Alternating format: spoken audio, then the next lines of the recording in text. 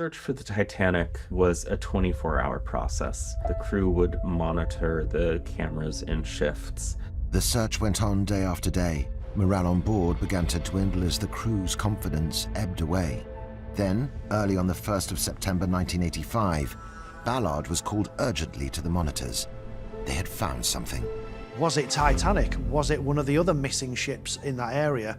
Was it just a cargo ship from the Second World War? Ballard and his team hoped to be the first to lay eyes on Titanic in more than 7 decades. The last people who had seen the ship were the survivors of the disaster. Traumatized, they'd finally reached America on board Carpathia on the 18th of April 1912. The 706 survivors of the Titanic disaster entered New York with little more than the clothes on their backs, and the stories they had to tell. For years, many of those accounts went unrecorded or ignored. There were 2 official inquiries into the accident, one in Britain and one in America. But they dismissed the testimony of many eyewitnesses. The accounts of women were particularly ignored. It wasn't until Walter Lord published his book in 1955 that a comprehensive account of that fateful night was compiled and the stories of survivors were properly heard.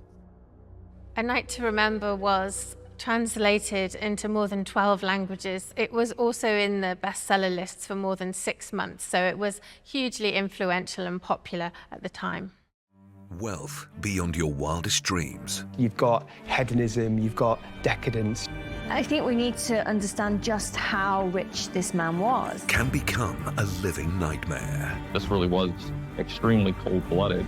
It was a very violent attack. When the motive for murder is money. That's what makes it an interesting case. It has sex, it has money, it has murder. Millionaire Murders starts the 19th of March on True Crime.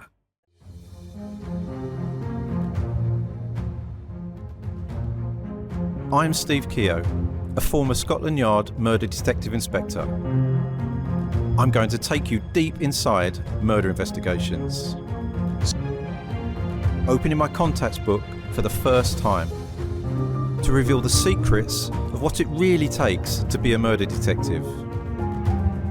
On the front line, exposing how we solve the most heinous of crimes. Welcome to Secrets of a Murder Detective.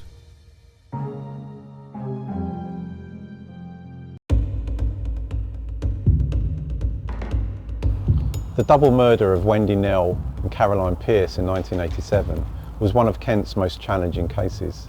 I'm going to be meeting a detective from the case to reveal what really happened, the pressures, the setbacks, and the methods in the investigation that brought the killer to justice. My name is Andrea Richards. I'm a retired detective sergeant and I ran the cold case investigation team with Kent Police Major Crime team from 2008 to 2019. So Operation Greenfinch was the operational name given to the murders of Wendy Nell and Caroline Pierce, which occurred in 1987 in Tunbridge Wells. It was unsolved for 33 years. Andrea, lovely to meet you. Pleased to meet you, Steve. Can you tell me when you first became aware of this case and what details you were told about it? I knew of the case before 1987 in Tunbridge Wells in Kent, but it was always a cold case that was always brought up, you know, we really need to resolve this. Yes. Yeah, Wendy Nell was the first murder.